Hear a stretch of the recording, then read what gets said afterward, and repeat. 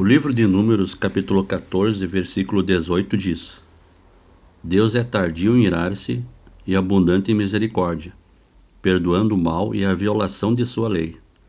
Mas ele de modo nenhum deixará o culpado impune, infligindo aos filhos a punição dos pais até a terceira e quarta geração. Esse texto reúne dois aspectos fundamentais do caráter de Deus: sua misericórdia e sua justiça. O texto diz: Deus é tardio em irar-se e abundante em misericórdia. Isso revela que Deus é paciente. Ele não executa o juízo de forma precipitada, mas concede tempo para que as pessoas se arrependam. E ainda segue: perdoando o mal e a violação de sua lei. O perdão é oferecido àquele que se arrepende. O texto mostra que Deus perdoa a transgressão da sua lei, mas não diz que a lei deixou de existir ou que a desobediência não importa.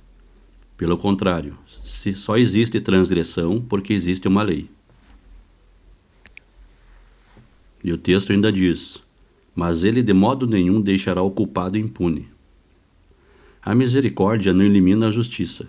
Quem persiste na rebeldia e não se arrepende, continua responsável por seus atos.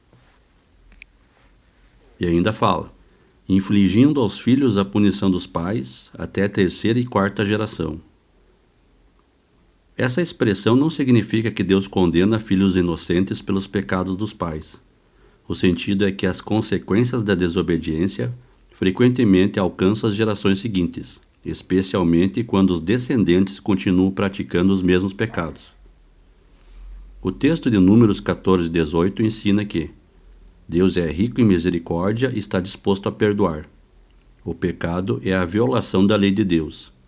O perdão não anula a responsabilidade de abandonar a desobediência. A justiça de Deus é tão perfeita quanto sua misericórdia. Nossas escolhas podem influenciar as gerações futuras, tanto para o bem quanto para o mal. Contudo, cada pessoa continua responsável por suas próprias escolhas. Em Ezequiel, Deus declara claramente: a alma que pecar, essa morrerá. Ezequiel 18:4. Em Ezequiel capítulo 18, versículos 19 ao 24 diz: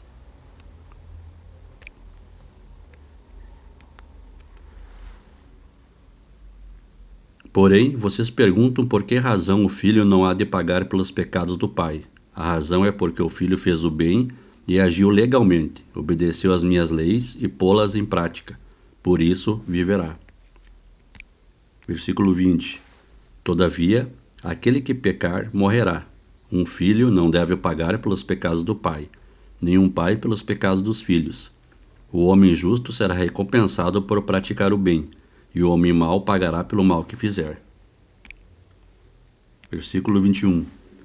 Se um homem mau deixar de praticar o mal e obedecer às minhas leis, se agir com justiça e fizer o bem, esse não morrerá, antes viverá.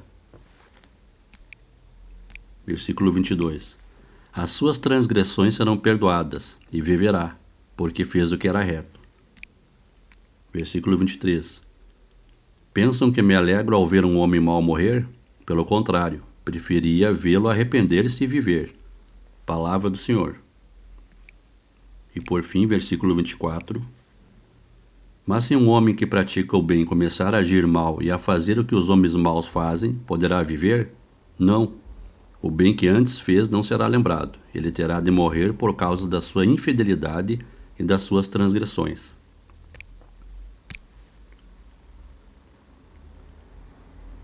O capítulo 18 inteiro do livro de Ezequiel ensina que um filho justo não será condenado pelo pecado de seu pai, e um pai justo não será salvo pela justiça de seu filho. Cada um responde diante de Deus por suas próprias atitudes. Isso mostra que Deus não pune arbitrariamente alguém apenas por pertencer a uma determinada família. É interessante notar o contraste em Êxodo, quando Deus fala da proibição da prática da idolatria. Êxodo, capítulo 20, versículos 4 a 6 diz: Não farás para ti imagem de escultura, nem semelhança alguma do que há em cima nos céus, nem embaixo na terra, nem nas águas debaixo da terra. Não as adorarás, nem lhes darás culto, porque eu sou o Senhor teu Deus, Deus zeloso, que visito a iniquidade dos pais nos filhos até a terceira e quarta geração daqueles que me aborrecem, e faço misericórdia até 1000 gerações daqueles que me amam e guardam os meus mandamentos. A punição é mencionada até a terceira e quarta geração, mas a misericórdia é prometida a milhares de gerações dos que amam a Deus e guardam seus mandamentos.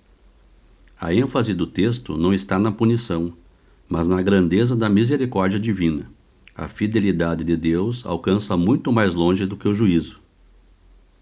Então, de tudo que foi dito, a conclusão é: o texto do livro de Números não ensina que Deus condena descendentes inocentes. Ele ensina que o pecado, que é violar os mandamentos de Deus, gera consequências que podem atingir gerações sucessivas quando a rebeldia continua, enquanto a misericórdia de Deus está disponível para todos os que se arrependem e passam a viver em obediência aos seus mandamentos.